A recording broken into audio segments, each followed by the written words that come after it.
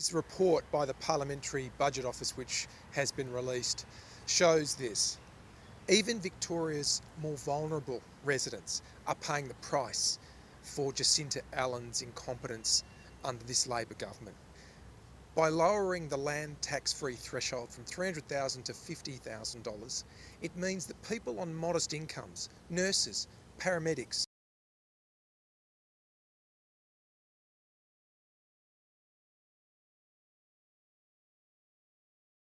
pass it on.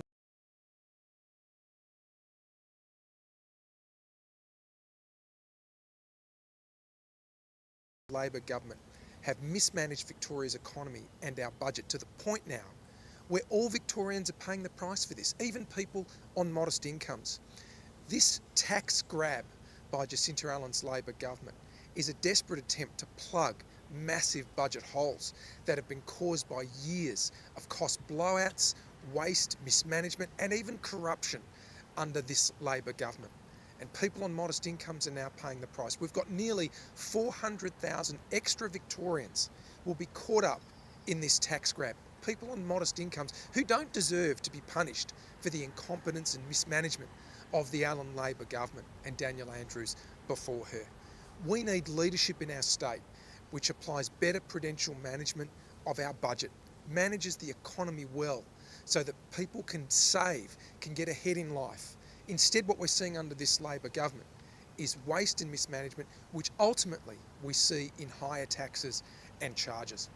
I wanted to comment today also on news that Victoria's public service has been exploding in terms of numbers.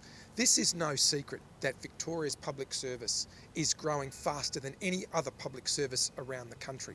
Under Labor, we've seen, according to this latest data, a 60% increase over the last 15 years, twice the rate of population growth in Victoria. What we have in Victoria is something only the Allen Labor government could produce, a massive explosion in public service numbers, but yet poorer services when it comes to health, education, roads maintenance and other services that we desperately rely upon, as well as higher debt, higher taxes and higher interest. Only a Labor government could deliver a mess like that. We desperately need more frontline workers to fix the crisis in our health system, to improve education standards, improve safety on our roads around our state. But at the moment, our state is broke because Jacinta Allen and her Labor government has so mismanaged the economy. There isn't money to invest in those frontline services and that urgent maintenance work that needs to go on right across our state, not to mention all of the infrastructure investments that we need right across our state. Instead, we have a bloated public service with people on very high incomes in back office jobs that are not there to provide the health care, the education our kids rely upon, the roads maintenance, child protection services, justice services that we all as Victorians desperately rely upon.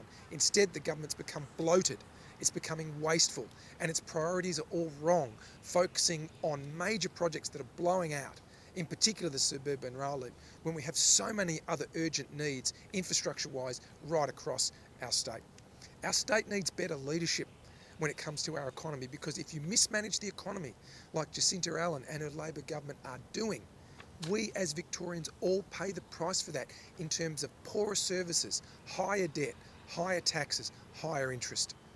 Just wanted to comment finally on the admission by Victoria's Health Minister Mary-Ann Thomas about coming short on their commitment. We know that twice in 2022, the then Andrews Labor government, now Allen Labor government, promised that they would deliver 240,000 surgeries by 2024. They've fallen well short of that, less than 200,000 surgeries up to September 2023. It just goes to show, yet again, Labor can't be relied upon to deliver the health services Victorians need. Why? Because the government is incompetent, can't manage money, can't manage the budget. So what happens? We see wait lists for surgeries increase, wait times for ambulances worsen. We see emergency services around the state struggle to keep up with burgeoning demand, not to mention all the other things we rely upon, all because this government can't manage health, it can't manage education, can't manage major projects. I'll hand over to Brad now. Thanks very much, JP. Good morning, everyone. Just a couple of things on the parliamentary budget report out today. Firstly, yes, on 1 January this year, during the course of this week, the government's COVID debt levy kicks in. And yes, they will raise money from their COVID debt levy. By the government's own figures, over the next decade, they're expected to raise $30 billion from the COVID debt levy. But here's the deal. The state's debt is $176 billion. So by the government's own admission, they have a plan, a flimsy plan, but a plan all the same to pay off $30 billion. But by their own admission, they have no plan to pay off something like $140 plus billion, which is still sitting on our state's credit card, which Victorians will need to pay. The second point I wanted to make was this. In Victoria at the moment, we're in the middle of a housing crisis. We're in the middle of a rental affordability crisis. Slapping a tax on property at this point in time will put Victoria's most vulnerable at further risk. We're not talking about high-priced properties here, we're talking about quite modest properties. Maybe a one-bedroom apartment in Pakenham, housing a single mother fleeing domestic violence. Let's put a real face, a real case to the numbers that we're talking about today. People in this state deserve a roof over their head because we know a roof over someone's head provides them with the certainty and the stability that they need to get back on their feet and to contribute to our community. And because of the acts of the Andrews and now Allan Labor government by increasing property taxes, those vulnerable Victorians are further and further away from having that certainty and stability that they require, that their families require and that our state requires for them to be net contributors back to our state. I'm happy to chat more about that or answer any questions you've got. Can I ask you a question? Brad, what should they be doing? What's the alternative here to this particular? Well, the alternative is pretty obvious in my mind, and that's to cut waste. Since this government was elected 9 years ago, they've wasted something like $38 billion on major project cost overruns. That's not just a missed opportunity, but for as long as they don't have a plan to cut waste, they should not be increasing taxes. It's as simple as that. And here's the deal again. For as long as they're continuing to waste and for as long as they continue to increase taxes, our debt continues to rise. Now, I don't think you need to be an economist to recognise that that makes Victoria an economic basket case under the leadership, supposed leadership, of this government. Just on public servant numbers. Yeah. How many public servants does the government need to cut? Well, the government needs to refocus Victoria's public service on frontline services. We know, particularly because of the big build and this Labor government's inclination to top up the high fat cat salary range of public servants, that Victorians are missing out when it comes to having the number of nurses we need, the number of teachers, police officers we need to meet a growing population and growing needs of our state. So the government needs to refocus public sector growth, not on back office high executive salary ranges, but on those frontline services. It says that's where it's investing resources when it comes to the public service, but that's not what the facts and data is showing. What it's showing is that the back office level, high executive ranges of public servants, we're seeing massive growth, and that's what's driving the massive bill and growth in public service numbers in Victoria. What we need is a refocus, and something we will be committed to in government is refocusing our public service so it's dedicated to the front line, health, education, roads maintenance, you name it. All of the services that Victorians desperately rely upon, that's where our focus will be. And Just regarding the courts, the recent courts data hack, do you think the state government is doing enough in response to it? No, the Allan Labor government is doing not nearly enough when it comes to cyber security. You can look at recent budgets and there is no real mention of cyber security in relation to justice.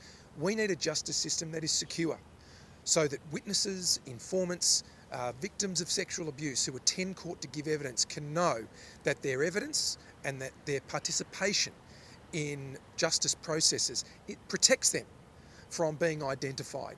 I can think of nothing more horrifying for a witness in a sexual abuse case to think that her details may be disclosed to the people representing the accused. That is unthinkable. And this government has dropped the ball when it comes to cyber security. It's no wonder that that's the case. The minister in charge of that for much of the recent period was, of course, Danny Pearson, who oversaw the collapse of our residential construction sector last year with so many insolvencies, and oversaw the collapse of work cover, his own words. So the government has dropped the ball on cyber security. This is a very serious breach. I'm concerned, as the alternative premier, that the Victorian people were told well after this breach occurred. We should have been informed in real time about this, because people's lives potentially are at stake. Certainly their welfare is at stake. When we're talking about informants in organised crime cases, witnesses in sexual abuse cases, these are very serious matters. So cyber security is something that the Allan Labor government has dropped the ball on, and we can see that in recent budgets where there's been no real or genuine investment in making sure our systems of justice, in fact all operations of government, are secure from cyber attacks. Should victims of the hack be compensated by the government? Well, I think we need to look at this on a case-by-case basis. I certainly think the first thing that the Allan Labor government needs to focus on is securing the safety and welfare of people who could be adversely affected by this data breach. If witnesses in sexual abuse cases or informants in cases involving organised crime and criminal syndicates are exposed in any way to danger, they need to be looked after and kept safe from any harm. Does the government have any other options than to pay the ransom? I think that sets a very poor precedent. If we do that, I think the thing that the government needs to work on urgently is securing the safety of all people adversely affected, and then actually investing in the cybersecurity measures we actually need. It's clear from the government's own cybersecurity strategy that it's done very little over recent years, and its budget is evidence of how little it has done addressing the risks of cybersecurity. These are well-known risks. We know that we face this a dozen or so times a year, and it shouldn't be happening. The government's on notice that the incidence of these cyber attacks is growing. So invest in cybersecurity measures to deter this and prevent it from happening in the future. That's where the government needs to be focused on.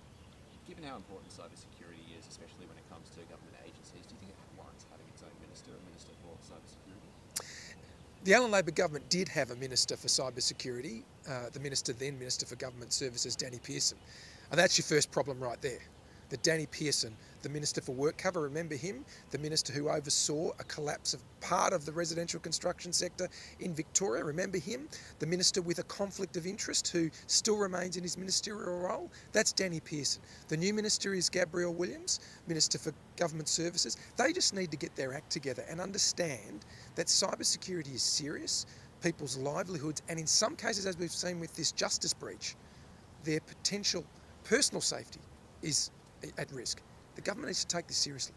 And just on the failure to meet the elective surgery targets, would you call that a broken promise?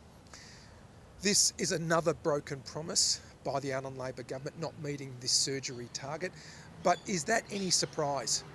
The government has continually had to cut health in the budget. As recently as the budget update late last year, we saw a $930 million cut to health, on top of the Commonwealth Labor government's cut to health as well. So our health system in Victoria is at crisis level, and it's no surprise that this government has broken its promise when it comes to surgeries. Can I just ask, just back on the debt levels and the public services sector, does the opposition have any figures on how much the government needs to scale back the public service to kind of even the scales a little bit? Like how much that is in there at the moment? I know I've seen 1,000, it's sort of been a number thrown around as to job cuts we could see come this year, but they haven't happened yet. Yeah. Do you have any idea of sort of what we're looking at? Well, we'd want to look at this in more detail in government, but we do know there is room to refocus our public service numbers away from the high executive levels, which has grown disproportionately in Victoria over recent years. And those numbers will be in the thousands. We know from the Public Sector Commission as well in Victoria that there's been enormous growth around the major projects portfolio, and that's, people on high salaries, executive level salaries, and you've got to wonder how many layers of bureaucracy do you need in this space. So there is room at that back office level to cut numbers so that you can then refocus those numbers on the front line where we desperately need, such as more nurses and more teachers and police officers. How long can Victoria go along like this with this much debt before warnings from the local credit agency become more serious than now? Yeah. We know that S&P, credit ratings agency, and Moody's as well are sounding the alarm on the parlous state of Victoria's budget under Jacinta Allen, and the government's not heeding the message. They said last year, when the budget was handed down in May, that there were warning signs and the government needed to get its house in order. And we've seen since that budget in May an update which shows debt going up by $6.5 billion over the forward estimates. We see over the forward estimates more interest on top of that debt of roughly $2 billion. And we know that's an underestimation of what Victoria is likely to experience over the next 4 years. So this is a very serious financial situation Victoria finds itself in.